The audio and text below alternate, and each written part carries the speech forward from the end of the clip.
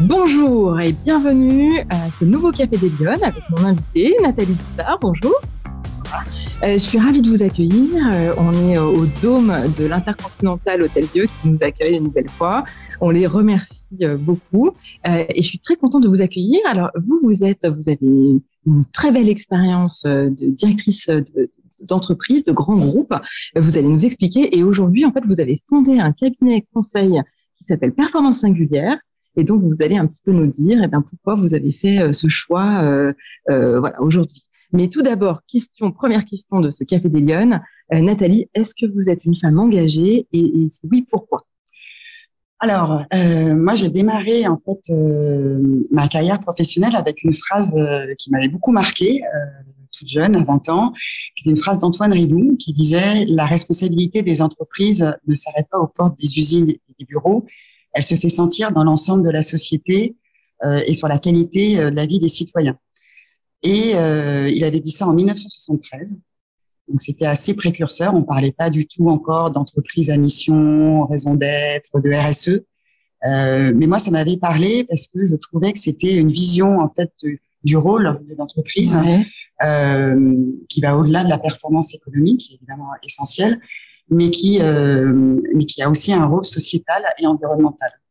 Et donc, moi, cette phrase, elle a poussé mon engagement professionnel, elle a porté mon engagement professionnel. Et donc, dans ce sens-là, oui, j'ai été toujours engagée sur ces sujets à la fois de performance économique et de conjuguer avec une performance environnementale et sociale. Et alors, cet engagement, comment il s'inscrit dans votre quotidien? C'est-à-dire, comment vous vous sentez être engagé? Est-ce que c'est par votre action professionnelle? Est-ce que c'est par des choses que vous faites à côté? Alors, c'est à la fois dans mon action professionnelle, puisque j'ai été dans des groupes qui plaçaient, en tout cas, qui avaient cette conscience de l'importance sur l'ensemble de la société.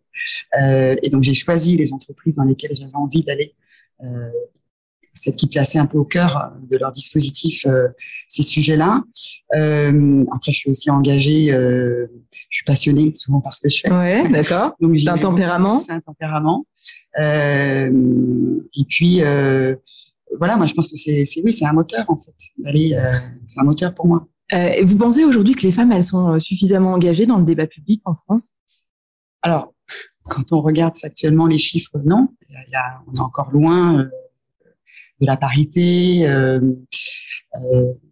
Donc, c'est en progrès. Je pense qu'il y a une prise de conscience qui est en cours, qui devient de plus en plus importante dans les entreprises, dans la politique, etc. Donc, mais c'est encore un sujet en devenir.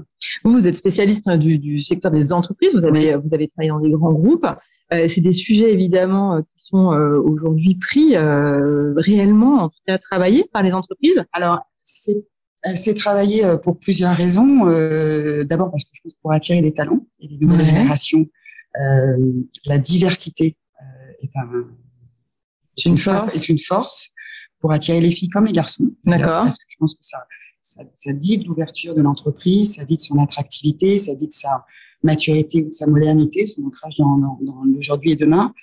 C'est un sujet qui est en devenir aussi parce que les investisseurs regardent de plus en plus ces sujets-là pour choisir les entreprises dans lesquelles ils vont investir.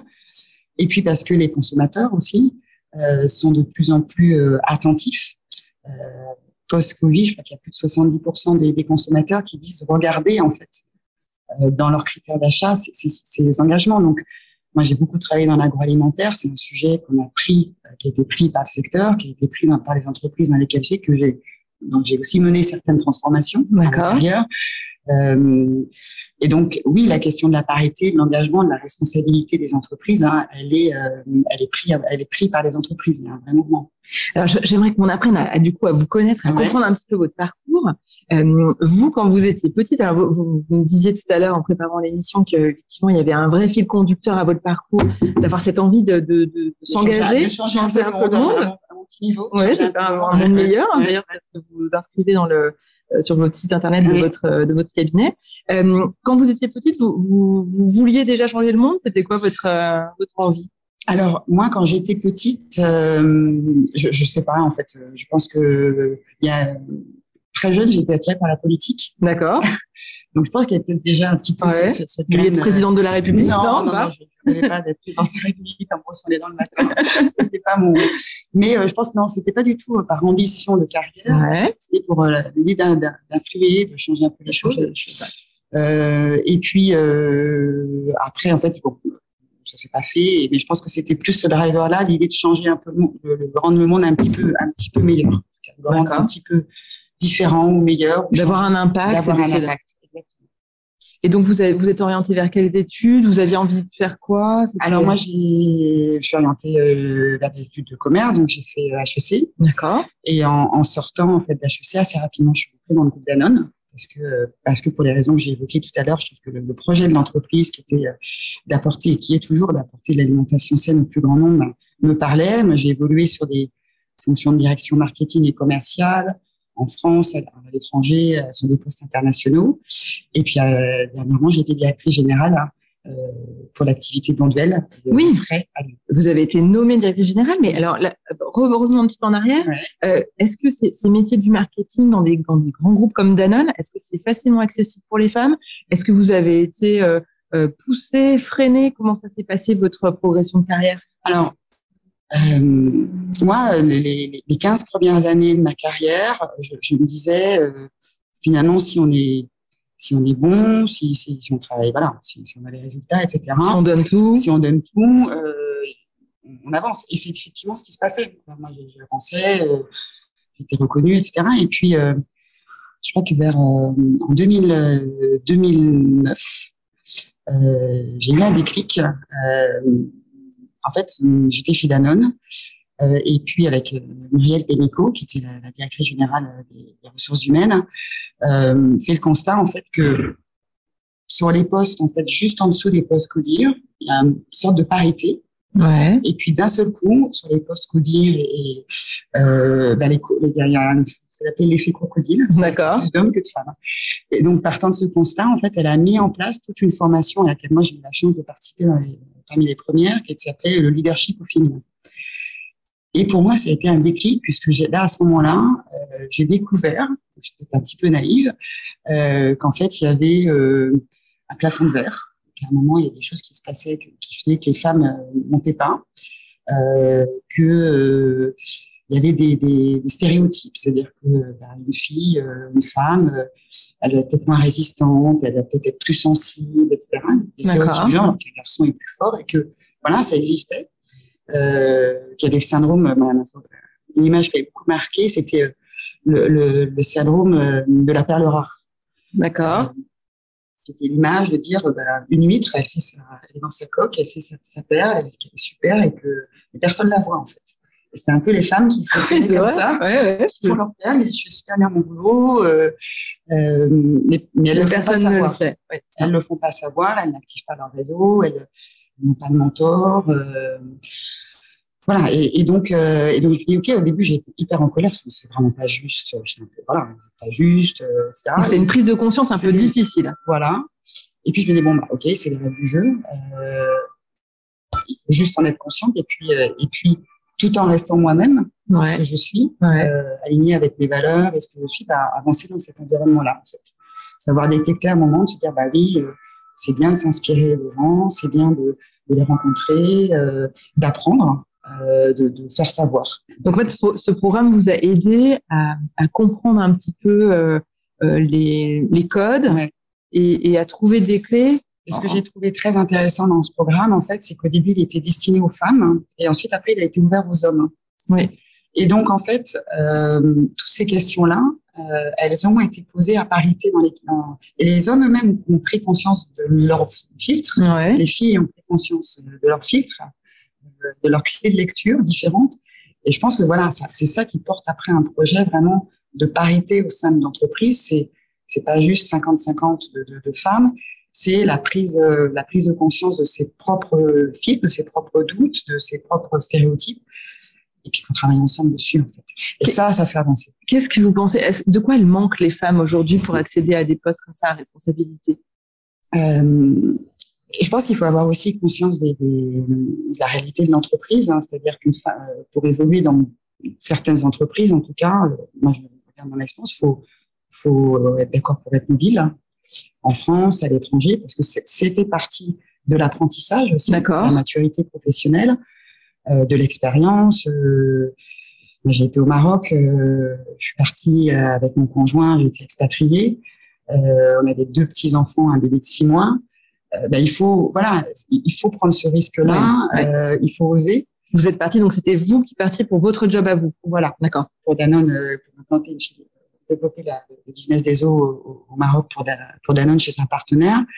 Donc, faut avoir cette envie de partie de prise de risque. Et puis, si c'est aligné avec son projet, avec ce qu'on a envie de faire, avec son conjoint, sa famille, il faut aussi être acteur de son développement. Oui, c'est ça. Ça n'arrive pas tout seul. Non. Ouais, on ne vient pas vous chercher en vous disant la perle rare. Non, la perle rare, elle est sous sa pelle, elle parle pas. Donc, il faut prendre ce risque-là. Je pense qu'il y a une partie de prise de risque. Je sais qu'on évoque aussi parfois souvent la culpabilité des mères par rapport du rôle dans le rôle de mère.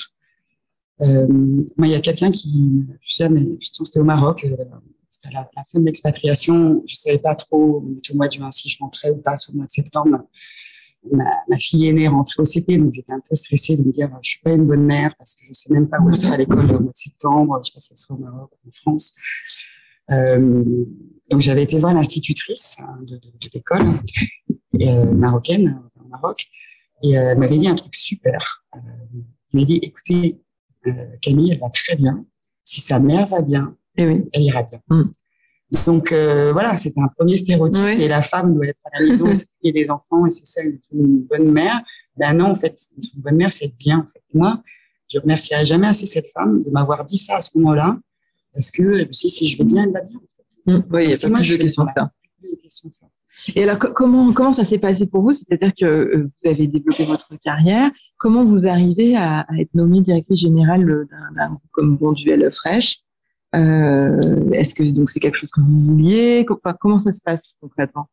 Je pense que les choses me concernant, elles se sont construites petit à petit. En fait, on construit son chemin. Moi, j'ai construit mon chemin petit à petit, et puis sans me mettre une pression, les choses se sont déroulées. Oui, vous aviez des résultats et en même temps, mais je n'avais pas ce projet de carrière écrit. Je me disais toujours le poste, l'entreprise qui fera sens par rapport à moi. Oui, ça c'était votre quête. Chaque fois, c'était de trouver vraiment des entreprises dont la mission sociétale était quand même était au cœur. Ouais. D'accord. Et donc il y a à la fois un chemin et puis de l'ouverture, du pragmatisme, de se dire ce projet-là me plaît. Et après, donc là, vous vous retrouvez à la tête d'une entreprise où vous avez 1000 collaborateurs, c'est ça? C'est basé dans la région lyonnaise. Oui. C'était pas flippant de se retrouver à la tête d'un groupe comme ça? Déjà, on a une belle équipe. Ouais.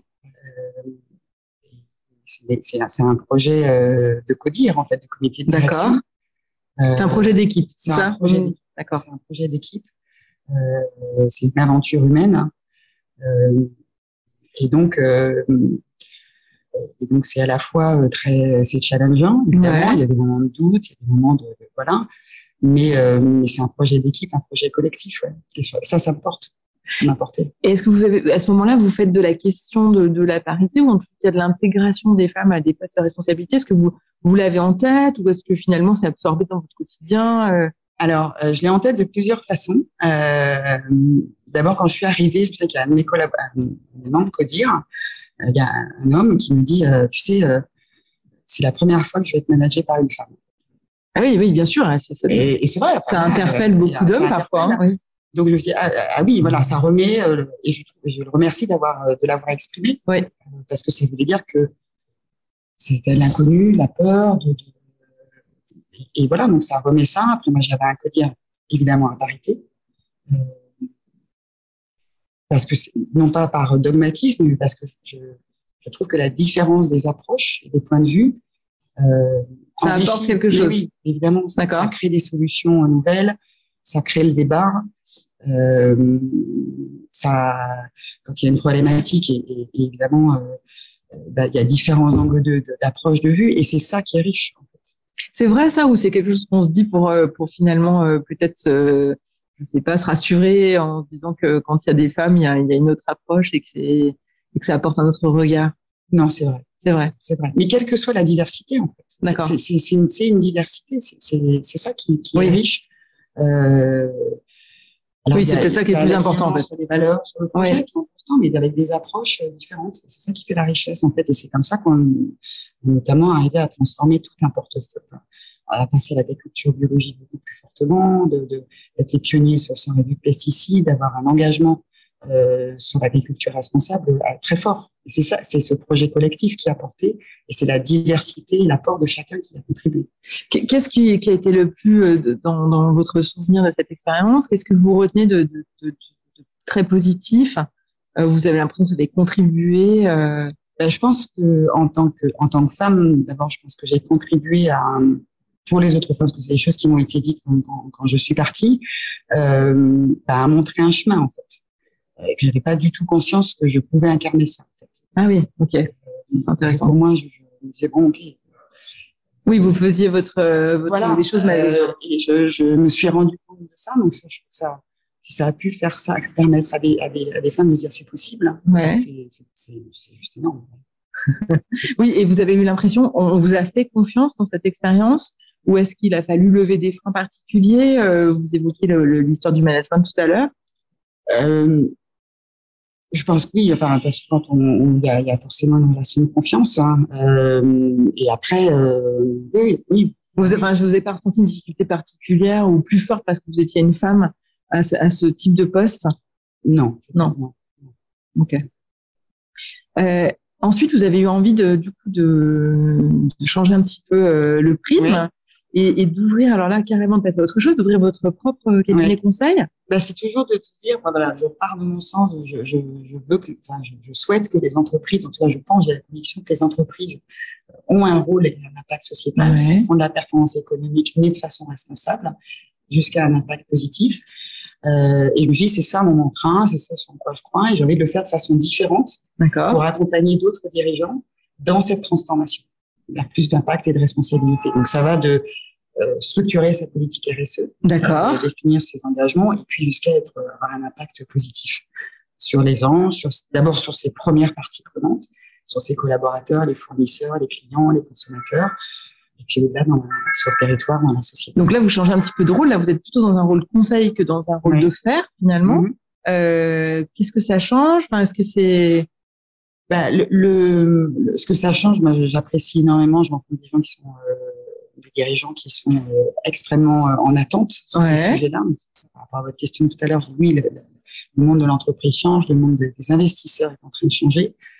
Donc après, il y a plus la question du comment on y va. Oui, c'est ça, exactement. Et c'est là où j'accompagne par rapport à mon expérience, par rapport aux problématiques, et en particulier sur l'agroalimentaire. Alors, très bonne transition. Alors, du coup, je vous pose la question qu'on pose à toutes les invités du Café des Lyones, mais c'est très concrètement, aujourd'hui, pour encourager les femmes à prendre davantage de place dans le milieu de l'entreprise, dans le débat public, etc. Vous, si vous aviez aujourd'hui carte blanche pour le faire, quelles mesures vous aimeriez mettre en place pour qu'on change un petit peu les choses durablement? Alors, les quotas, non pas comme un objectif, mais comme une façon de suivre l'évolution. D'accord. Un outil. Parce que ça permet d'expérimenter ce que c'est que la diversité. D'accord. Et d'avoir des femmes, et en fait, par l'expérience et de façon pragmatique, se dire que oui, en fait, ça devient normal. Donc, je trouve que c'est un accélérateur. Mais les quotas, ça existe déjà, non? Il y en a déjà maintenant dans tous les... Oui, mais on mesure. D'accord. Mais et ensuite, je trouve que la mesure, quand on est dans cette phase où on intègre de plus en plus de femmes à des postes de direction, c'est vraiment d'accompagner ça par de la formation ou de la sensibilisation à la différence, en fait. Ouais. Les différentes approches. Et je trouve que travailler les deux ensemble est un excellent binôme. C'est pas une question de compétence, en fait, aujourd'hui. C'est plutôt une question d'approche générale Non, la compétence, je pense pas. Moi, j'ai fait la formation administratrice d'entreprise à l'EM Lyon. Et il y avait des dirigeants, des présidents de conseil qui venaient témoigner, en fait, et qui disaient, En fait, on s'est rendu compte que avoir des femmes dans les conseils d'administration, comme elles préparent un peu plus, peut-être qu'elles se mettent sans doute la pression pour tenir, ben, en fait, ça a monté le niveau des conseils d'administration, en fait. Ah ouais, c'est chouette, c'est un beau témoignage, c'est clair. Donc, c'est pour ça que les quotas, par l'expérience, on expérimente que c'est positif, en fait, d'avoir des femmes dans les instances dirigeantes. Et alors, justement, quel conseil vous pourriez donner aux femmes qui nous regardent et qui ont envie de s'impliquer davantage dans des entreprises et de faire sens, etc. Quel conseil vous pourriez leur donner pour s'impliquer davantage et avoir plus de poids, peser davantage? Moi, je pense qu'il faut être actrice de ce qu'on veut faire. Ouais.